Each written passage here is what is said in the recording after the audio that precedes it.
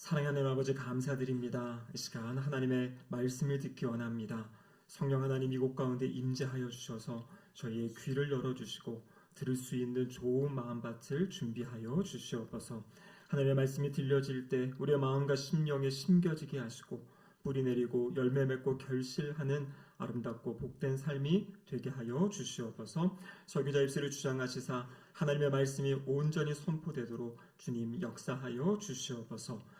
예수님의 이름으로 기도드립니다. 아멘. 한 주간 잘 보내셨습니까? 이제 날씨가 많이 풀려가고 있죠. 이제 봄이 오고 있습니다. 우리의 신앙에도 또 새로운 계절이 또 임하기를 축복합니다. 우리가 이 땅을 살아갈 때 자신을 어떻게 바라보는가, 이것은 참 중요합니다. 왜냐하면 자신을 어떻게 생각하는가에 따라서 우리의 행동이 나타나고요, 우리의 삶의 방식이 달라지기 때문입니다. 우리 성도도 마찬가지입니다. 내가 성도로서 어떠한 정체성을 가지고 신앙생활을 하는가, 그것이 우리의 신앙생활의 모습을 결정하기도 합니다. 제가 주중에 한 원로 장로님을 만나 뵙게 됐었는데요. 그 장로님이 대화하는 가운데 그런 이야기 하시더라고요. 본인이 안수집사로 처음 피택받았을 때 그때부터 본인의 신앙이 본격적으로 시작된 것 같다.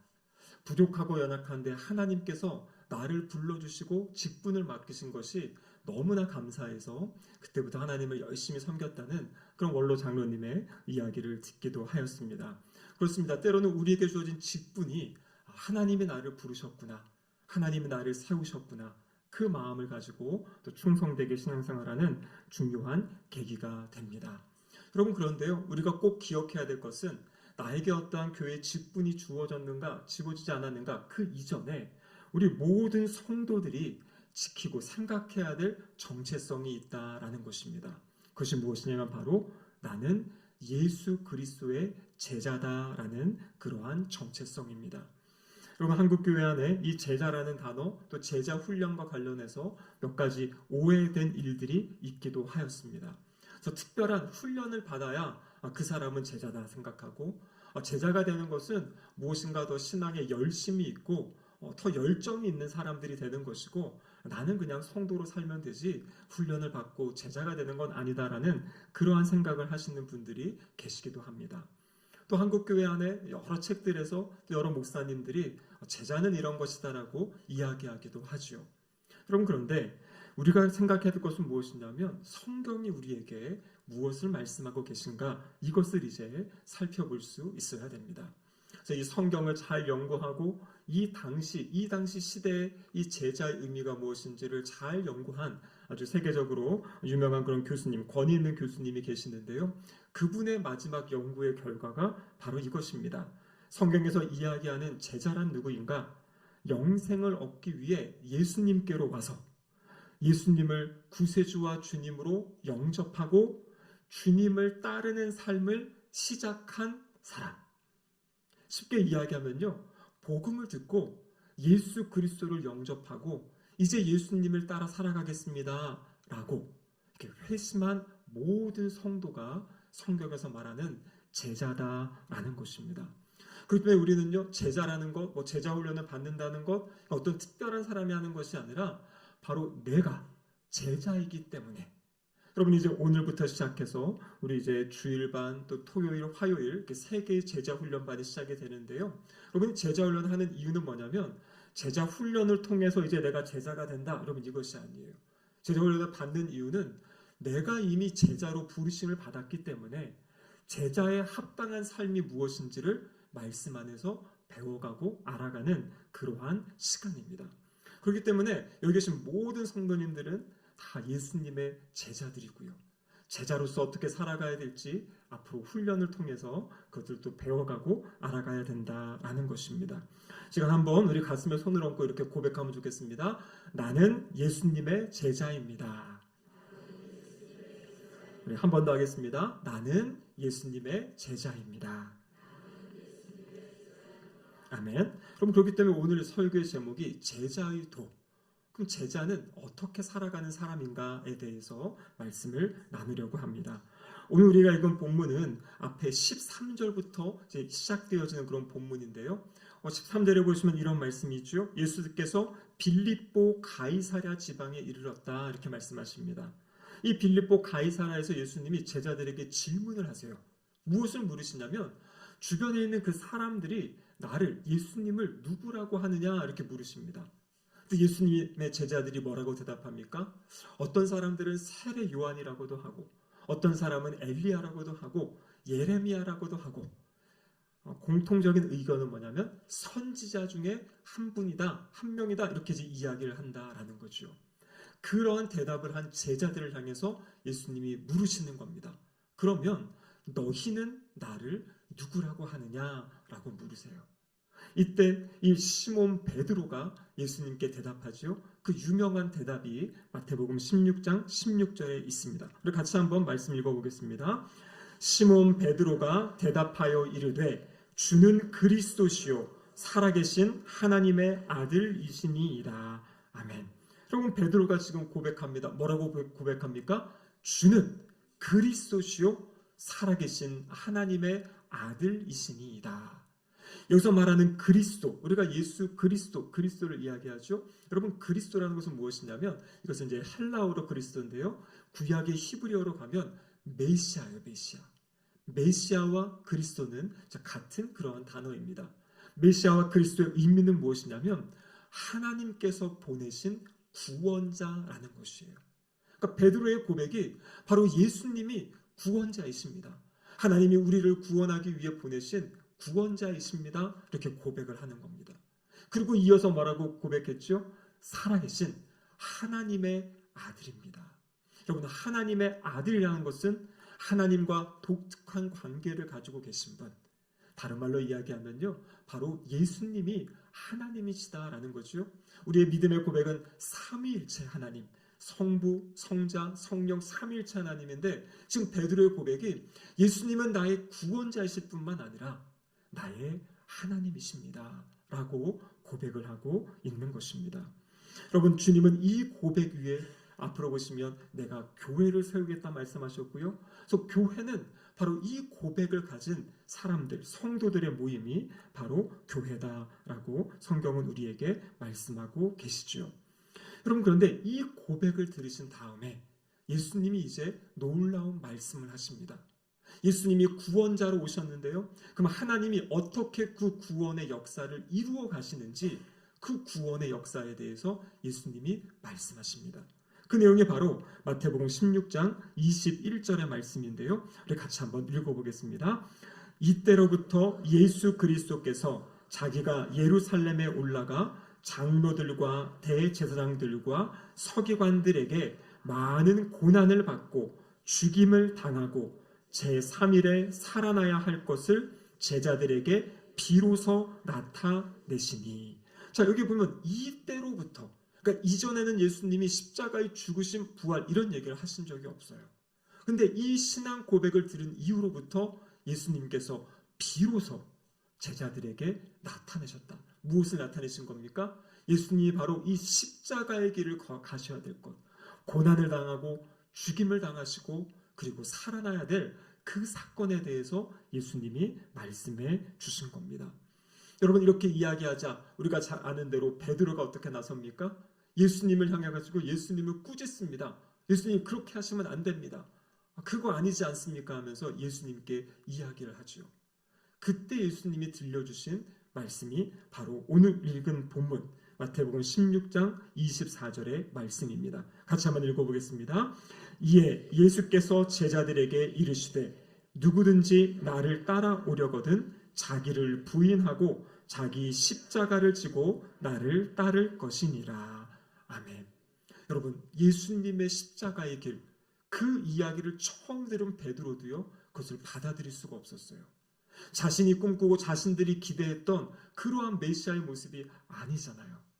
이들이 기대했던 것은 이 당시 사람들이 가지고 있던 구약으로부터 가지고 있던 자신이 지금 업제로부터 이 로마의 압제로부터 자신들을 해방시켜줄 어떤 정치적인 그런 지도자, 왕, 메시아를 구원자를 기대했는데 예수님이 죽으신다. 여러분 이 말을 듣고 베드로는 그것을 용납할 수가 없었던 것입니다.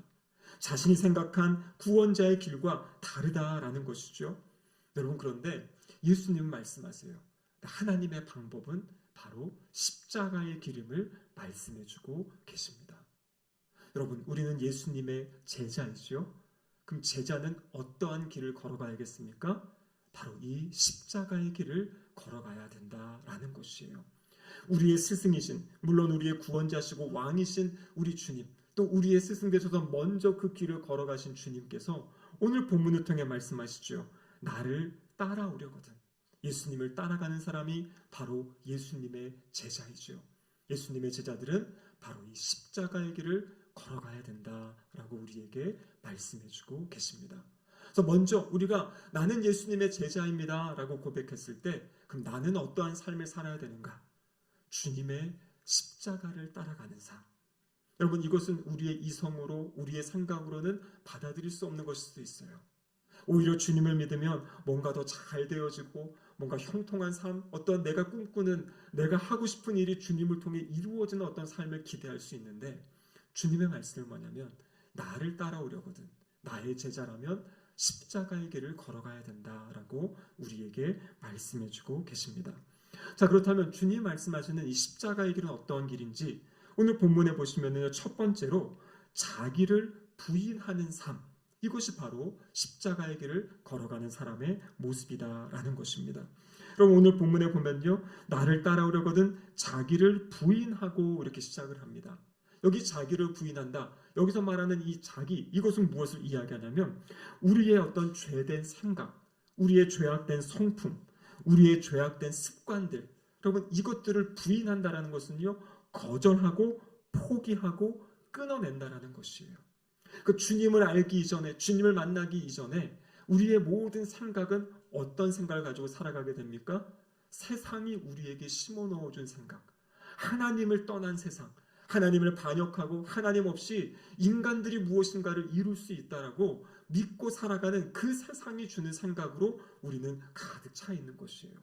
우리가 기대하는 것, 우리가 소망하는 것, 우리가 행복이라고 생각하는 것까지도 다 세상이, 하나님 없는 세상이 만들어 놓은 것에 우리가 젖어 있다라는 것입니다. 근데 오늘 본문의 말씀은 그것을 끊어내라는 것입니다. 그것을 부인하라는 것이에요.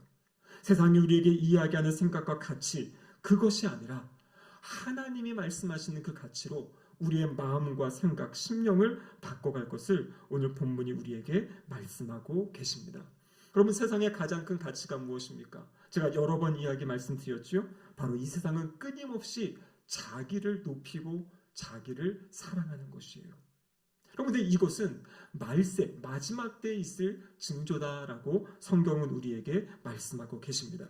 디모데후서 3장 1절과 2절 말씀인데요. 우리 같이 한번 말씀 읽어보겠습니다.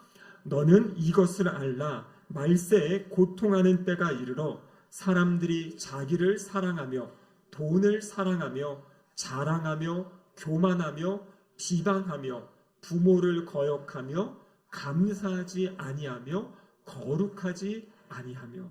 마지막 때의 모습이 무엇입니까? 제일 처음 등장하는 것이 자기를 사랑하는 것이에요. 자기를 사랑하고 자기를 높이기 위해서 돈을 사랑하게 되고요, 그 모습을 갖다 또 자랑하고 교만한 모습으로 살아가는 그 모든 출발이 바로 자기를 사랑하는 것에 있다라고 말씀하고 계십니다. 폴 비치라는 유명한 기독교 심리학자가 이런 이야기를 했어요. 우리 시대의 가장 무서운 종교, 가장 무서운 이단은 바로 자기 숭배라는 종교이다. 끊임없이 세상은 자기를 높이도록, 자기에게 집중하도록, 모든 관심을 자기 자신에게 갖도록 이야기하고 있는 그런 시대, 우리는 그런 시대를 살아가고 있는 것입니다. 그러면서 자신이 집중하고 무엇인가 우상, 무엇인가를 또 섬길 대상을 찾는 것이 세상의 모습이죠. 오늘 본문이 시작되어지는 13절에 빌립보 가이사랴, 이곳에서 지금 예수님이 너희는 나를 누구라 하느냐라고 지금 질문하셨죠. 그럼 이 빌립보 가이사랴는요, 예수님이 주로 사역하셨던 이 갈릴리 지역, 이 갈릴리 지역으로부터 북쪽으로 약 40km 정도 올라간 그런 지역입니다. 근데 이 지역은요, 이 당시에 이 빌립이 황제에게 기쁨이 되기 위해 황제 숭배하는 그런 집중적인 도시로 만들었어요. 그래서 여기에는 이제 황제를 예배하는 어떤 그러한 신상도 있고요. 그 예배할 수 있는 그런 처소가 있는데요. 그러니까 가장 황배 숭배의 중심지가 된 그곳에서 지금 예수님이 제자들에게 물으시는 거예요. 근데 이 당시에는요, 황제를 어떻게 숭배했냐면 황제를 향해서 하나님의 아들이다, 신의 아들이다. 그래서 아들이라는 것은 다른 말로 이야기하면 그 황제가 신이라는 것을 그렇게 지금 이야기하고 있던 시대입니다. 그래서 로마 당시에 특히 이 시대에는요, 그 황제를 향해서 황제가 나의 주인이다, 황제가 나의 신이다, 나의 하나님이다, 이런 고백을 시킨 것이에요. 근데 오늘 베드로가 뭐라고 지금 고백을 하는 겁니까? 황제가 나의 주님이 아니라, 황제가 나의 구원자가 아니라 예수님이 나의 주님이십니다, 나의 구원자이십니다. 이 고백을 바로 이 황제 숭배의 도시에서 지금 하게 되었다라는 것입니다. 여러분, 그렇다면 우리가 어떻게 자기를 부인하며 살아갈 수 있겠습니까? 여러분, 거기서 가장 중요한 것은요, 우리의 입술의 고백이 중요하다라는 것이에요. 우리가 끊임없이 우리의 입술로 고백해야 됩니다. 예수님이 나의 구세주십니다. 예수님이 나의 구원자십니다.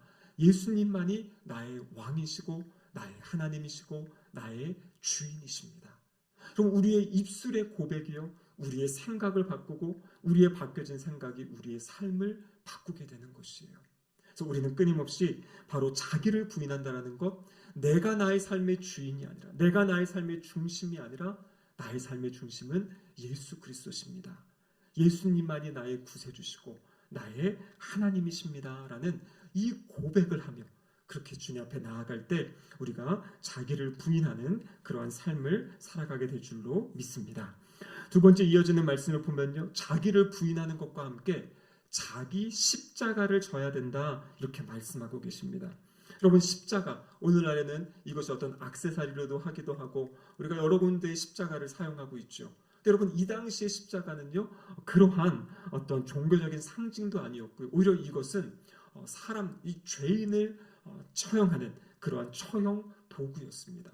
특별히 로마에 반역하는 사람들, 그리고 아주 중범죄자들을 이 십자가에 매달아서 처형했던 그 십자가의 사형 도구가 십자가이죠. 그러니까 오늘 본문에서 자기의 십자가를 진다. 그래서 십자가형을 당하는 사람은요, 그 십자가를 어깨에 메고 그 십자가 처형하는 그곳으로 이렇게 걸어가게 되거든요. 그래서 이 사람이 그 모습을 보면 모든 사람이 다 생각하는 건 뭐냐면, 저 사람은 죽으러 가는구나 라는 것을 생각하는 것이에요.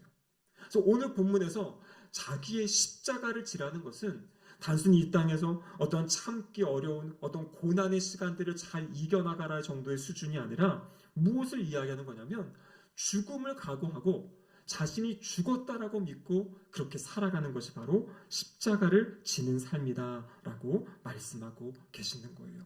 그래서 예수님의 걸음이 바로 그 십자가를 향해 나아갔던, 앞으로 이제 이 마태복음 19장 20장이 되면 예루살렘으로 가는 여정이 나오고요, 그 이후의 말씀들이 이제 예루살렘에서 있는 말씀들이죠. 근데 그 모든 여정들은 지금 십자가의 길, 그 죽음의 길로 지금 향하고 있는 것입니다. 여러분, 우리가 꼭 기억해야 될 것은 이 죽음이 끝이 아니다라는 것을 말씀하고 계세요. 로마서 6장 10절 말씀인데요, 같이 한번 읽어보겠습니다. 그가 죽으심은 죄에 대하여 단번에 죽으심이요, 그가 살아계심은 하나님께 대하여 살아계심이니. 자, 지금 예수님의 죽으심과 부활을 뭐라고 말씀하십니까?